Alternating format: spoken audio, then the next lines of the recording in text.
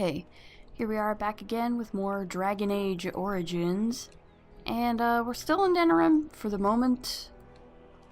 There's just a couple more things I want to do this trip before we go back to camp. And then when we go back to camp, I'm going to want to... I want to get back to camp, maybe do a couple of codex entries or something like that.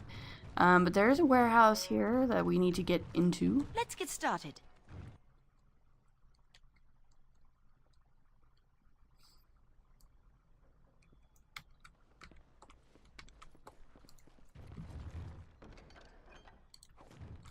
Loot. Loot. There's another chest over here to loot.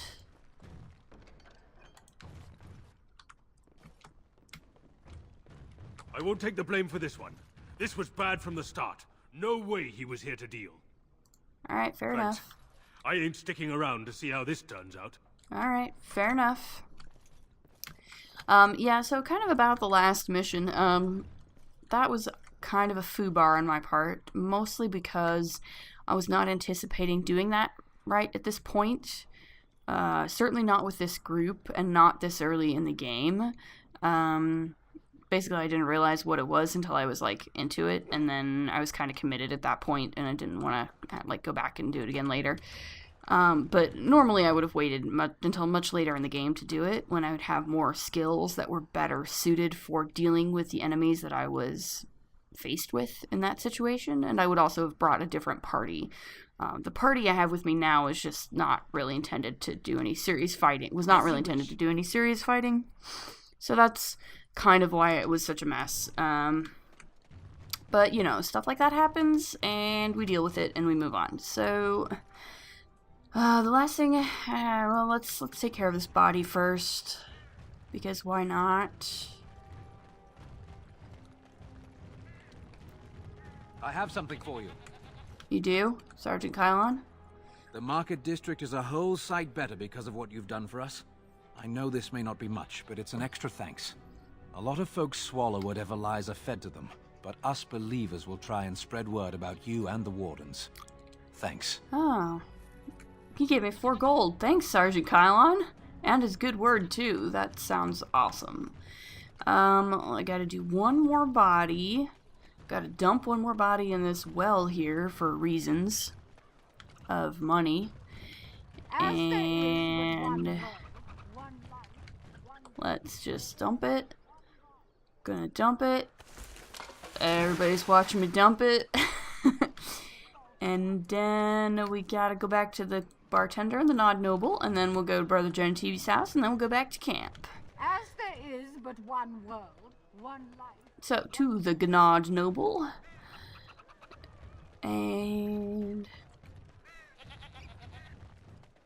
Dwarven crafts. I love walking around and hearing shells sort of stomping around behind me, like boom, boom, boom, boom, boom, boom, boom. It's funny.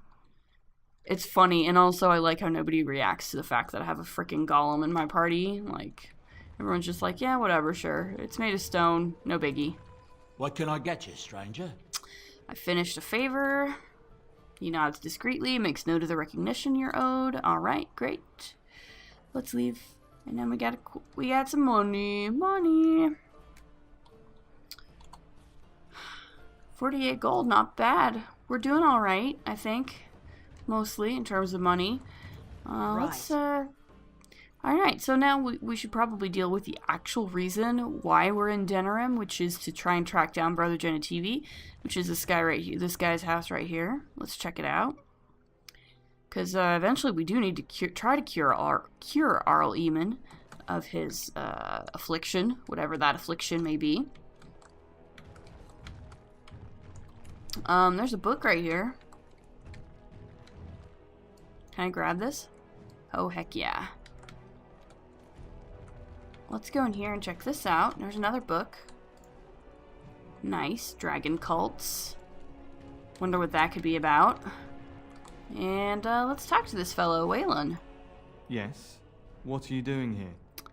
I'm looking for Brother Genetieve. Brother Genetieve? Why? I heard about his search for the Urn of Sacred Ashes. He was on the trail of the Urn of Sacred Ashes, yes. Whether he found it, the Maker only knows. I haven't seen Brother Genitivi in weeks. He sent no word. It's so unlike him. I'm afraid something has happened. Genitivi's research into the urn may have led him into danger. Why would searching for the urn lead him into danger? Perhaps the urn has been lost for a reason. I pray for Genitivi's safety, but hope dwindles with each passing day. I tried to send help, but some knights came from Redcliffe looking for him not long ago. I sent them after Genitivi, and they too have disappeared. I must go after them. I need the urn for Arleman. No, don't ask me where they went. You'll go after them. And what if ill luck should befall you too? This search is a curse on all of us. Some things are not meant to be found. I know that now. I need to obtain the ashes or Arleman will die. So be it. All he said before he left was that he would be staying at an inn near Lake Calenhard, investigating something in that area. What exactly was he investigating? I don't know. All I discovered from going through his research was that he was staying at the inn. But you just said that he spoke to you and told you that. Yes, of course he told me, but I also went through his things to see if I could find other clues to his whereabouts. You sound nervous. Hiding something? That's not true. I told you everything I know. Brother Genitivi told me about the inn, and that's all. Wait. Us? Who's us? Us? I mean me. There is no us. Bah! Why do I keep up this charade? I gave you a chance to turn aside and forget you ever heard of Genitivi and the urn. But you persisted. Of course. Now it has come to this. Andraste, forgive me, I do this in your name. Excuse you? Oh, heck no!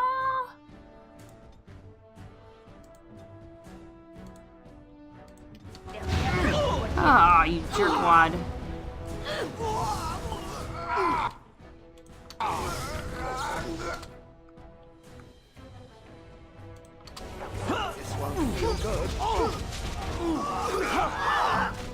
Good lord. At least he had some money on him. Alright, let's see what he was hiding. Another book, of course. A chest. See some of Andraste, Genitivi's research. Amidst ramblings about local legends and ancient trade routes, one passage stands out. The village of Haven in the Frostbacks seems a good place to start. Pity it's not on any maps. Okay, oh, look at that. Right. The body of the real Weylon. Jesus. Okay, well, it looks like we're going to a place called Haven in the Frostbacks. Thanks, fake Weylon.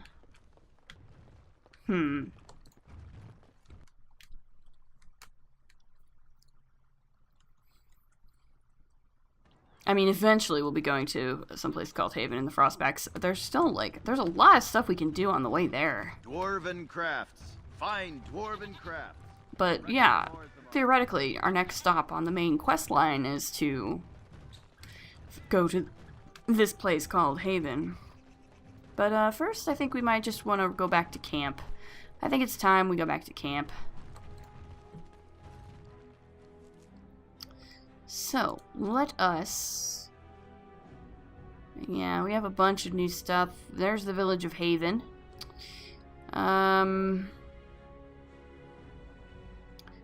Yep.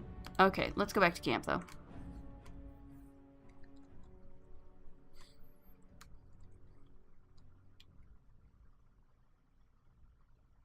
I think I owe you an explanation for what happened earlier.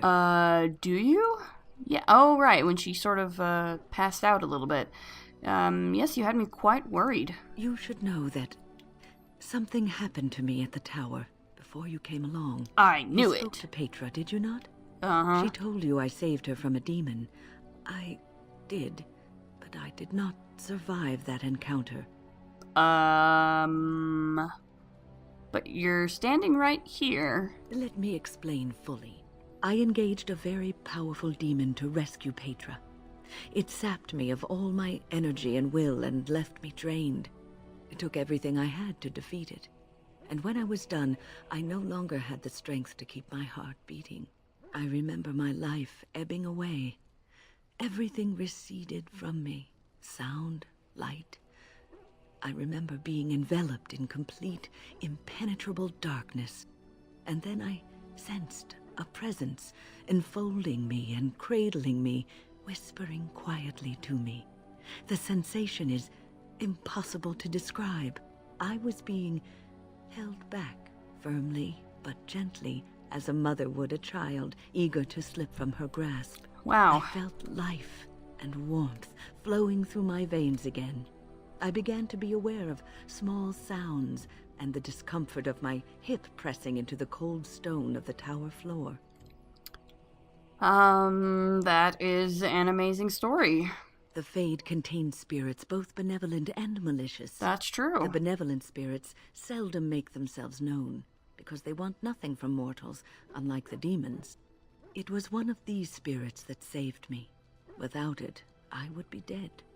And it has not left me. It is with me, even now, bonded to me. You see, I am supposed to be dead. It is the spirit that is keeping me in this world. And this is not the way of things. I see. Perhaps the spirit did not expect this, but it is weakening gradually. I am living on borrowed time. Then we will make the best of that time. Yes, that we will. Great. So you're kind of dead. All right. That's awesome. That's pretty awesome. Sure. Why not? Let's look at the codex, maybe. I feel like codex would be a good place to go right now. We've got some interesting new little items. This is so these are literally like items that are important enough to have unique names and unique stories behind them. I don't know how to pronounce that word. I cannot even begin to pronounce that word correctly, so I'm not even gonna try. But I will read the codex entry associated with it. This is the axe that we found on one of the bandits in Denerim. Long ago, a soldier from Gwaren was returning home after 20 years at war. He had sold his sword for passage to Denerim and had to make his way through the Brazilian forest with nothing to his name but a single crust of bread. On his way, he met an old blind woodcutter sitting on a tree stump. "Here is someone worse off than myself," said the soldier, and he gave the old man his last scrap of bread. The old man blessed him and gave the soldier his axe in return. The soldier went on his way, and soon night fell. He made his bed in a tree branch and held the woodcutter's axe at his side to ward against beasts and bandits. When the moon was high, he was awakened by the sound of weeping. "Show yourself," he shouted, for try as he might, the soldier could find no one nearby. "Help me," spoke the tree in which he'd been sleeping. "A mage transformed me into this shape, and I will never be set free. If you had any pity in you, you would cut me down so that my spirit could go to the Maker." The soldier took up his axe and struck the tree. The cuts bled like wounds, and soon hot blood covered the axe and burned the soldier's hands. But he held tightly to the axe and felled the tree. The tree shattered when it hit the ground, and from the splinters rose a demon, who bowed to the soldier and vanished into the Fade. The soldier was chilled to the bone and could not sleep. In the morning he found that the axe still burned like the blood of the Sylvan, but despite its heat, he could not get warm again. They say he ended his days in Gwaren, cutting wood for his 7 fireplaces, shivering and cursing the spirits. That's a pretty depressing story. The Magister's Shield. I think we found this on the mage in the Blood Mage Den. On the very day that the final stone was set into place in the Grand Cathedral of Orlais, Archon Vespasian was assassinated. For 3 days, every Magister Lord of the Imperium lived behind a wall of armored guards. When his successor, Hadarius, was finally named Archon, the first enchanter of the Circle of Minrathus presented him with a gift, a silvery, unadorned chain made from pure lyrium. Enchantments had been worked into the links of the chain, so that donning this necklace was like holding up a shield. Blows struck at the wearer glanced harmlessly away. Unfortunately, Hidarius found that the shield did not protect him against poison nearly so well. Sounds like a little karma there.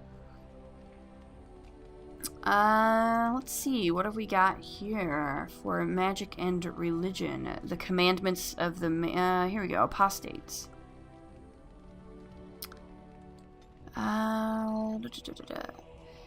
It is not uncommon for the neophyte to mistake apostates and maleficarum as one and the same. Indeed, the chantry has gone to great lengths over the centuries to establish that this is so.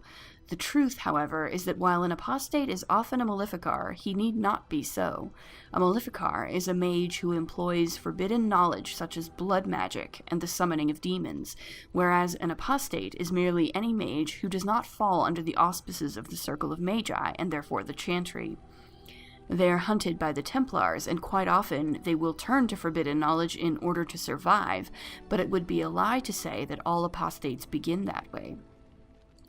Historically, apostates become such in one of two ways. They are either mages who have escaped from the circle, or mages who were never part of it to begin with. This latter category includes what we tend to refer to as hedge mages, those with magical ability out in the hinterlands who follow a different magical tradition than our own. Some of these hedge mages are not even aware of their nature. Undeveloped, their abilities can express themselves in a variety of ways, which the hedge mage might attribute to faith, or will, or to another being entirely, depending on his nature. Some of these traditions are passed down from generation to generation, as with the so-called witches of the Chastened Wilders, or the shamans of the Avar barbarians. No matter how a mage has become apostate, the chantry treats them alike. Templars begin a systematic hunt to bring the apostate to justice. In almost all cases, justice is execution. If there is some overriding reason the mage should live, the right of tranquility is employed instead. Whether we of the Circle of Magi believe this system fair is irrelevant. It is what it is. From Patterns Within Form by Halden, First Enchanter of Starkhaven, 880 Blessed. I think it's really interesting because we do have some examples of mages existing outside the circle who are actually not considered apostates. It maybe wasn't completely well developed in Dragon Age Origins, but it is true for the lore purposes that there are always exceptions. Of course, as in anything, there's always exceptions to the rule. So of course, Ariadne, our protagonist, is legally, she's not an illegal mage, right? She's living outside the circle, but she's under the auspices of the Grey Wardens, which technically means that she's not an apostate. So the Templars are not hunting her, as they would not hunt any mage that was conscripted into the Grey Wardens or willingly joined their ranks, because mages are free to join the Grey Wardens, as anyone is free to join the Grey Wardens regardless of their origin. And of course, we also have some examples of mages who are not of the Grey Wardens, but who also still managed to sort of live a life outside the circle. Of course, Shale's former master was a mage who lived a life outside the circle. He married and had children, and lived in a village and didn't live in a circle. Presumably that was because he rendered great service to king and country. And also, technically speaking, and of course, Wynne is not considered an apostate, even though she's following us around the countryside and is not in the circle, because technically, mages can leave the circle simply with the permission of their first enchanter. So you're not, imprisoned, necessarily, assuming that your first enchanter is a liberal enough person to sort of allow you the freedom to move around. Someone like Irving, he's relatively, sort of moderate in his views, if not even a little liberal in his views. Pretty much all you would have to do with someone like Irving is just to ask, and as long as you, have a decent enough record, you're pretty much free to go with verbal permission from your first enchanter. So it's a little tricky, you know, there's exceptions to every rule, but yes, in general, if you're a mage living outside the circle, you are considered an apostate, and you are technically hunted by the Templars. And of course, there are other traditions in Thedas and in other countries in Thedas that perhaps exist outside the circle and outside of Chantry rule. The hedge mages mentioned in this codex entry are the Chastened, of the Chastened and the Avar tribes, which are mostly centered around Ferelden. But in Rivain has its own tradition of what are called seers, who are very powerful and well-respected hedge mages, many of whom do live outside the circle and are technically considered apostates because they do. But they're so well respected that, you know, it's kind of okay. And of course, there's another nation in Thedas called Navara, which has an entire class of mages that are called Mortalitazi, and they are death mages, basically, because Navara they kind of revere their dead, and they build great big monuments to the dead, and they have this entire class of mages called the Mortalitazi, which sort of care for the necropolis, the city of the dead. And they seem to mostly live, like, outside the confines of the circle. In fact, they're very powerful. There are a lot of members of the royal family are actually Mortalitazi in Navarra, because it's a very powerful political position to have, because you're basically at the right hand of the king. You know, the most powerful Mortalitazi can strongly influence politics in Navarra. So, you know, it's kind of a mixed bag. There's exceptions to every rule. But, you know, in general, yeah, if you're outside the circle and you're a mage, you're an apostate. Ariadne is not for story purposes because she's a Grey Warden, but that's not always necessarily the case. Let's do one more before we end. The Commandments of the Maker. So this is basically the Chantry's version of the Ten Commandments. These truths the Maker has revealed to me. As there is but one world, one life, one death, there is but one God, and he is our Maker. They are sinners who have given their love to false gods. So that's pretty straightforward. Don't worship any other god. Sounds a lot like the Christian God. Magic exists to serve man, and never to rule over him. Foul and corrupt are they who have taken his gift and turned it against his children. They shall be named Maleficar, accursed ones. They shall find no rest in this world or beyond. So it's important. I think it's really significant that the thing about magic is the second, like it's the second commandment. It's literally right after the one that says you can only worship me as your god, and then the second one is don't do bad magic. The third commandment is all men are the work of our Maker's hands, from the lowest slaves to the highest kings. Those who bring harm without provocation to the least of his children are hated and accursed by the Maker. So basically, the magic thing comes even before the don't murder each other thing, which is kind of crazy. All those who bear false witness and work to deceive others know this, there is but one truth. All things are known to our Maker, and he shall judge their lies. All things in this world are finite. What one man gains, another has lost. Those who steal from their brothers and sisters do harm to their livelihood and to their peace of mind. Our Maker sees this with a heavy heart. And that is from Transfigurations. So yeah, the commandments are basically don't worship other gods, don't do bad magic, don't kill each other, don't lie, and don't steal. So yeah, those are all pretty basic except for the magic thing, which admittedly is incredibly vague. If you read it really straightforwardly, it basically just says don't mind control people and don't kill them with magic. Like, don't turn magic against other people. That's like a very literal reading of that commandment is what that says. But of course, in a world where magic is looked on with a lot of suspicion for a lot of different reasons, that verse is going to be sort of interpreted in different ways, possibly depending on who you are, where you're from, what kind of culture you come from, and how badly magic has messed with your life. So yeah, it can be, it can make a big difference. And of course, that's always how it is with people, is that we kind of do that. We sort of read our own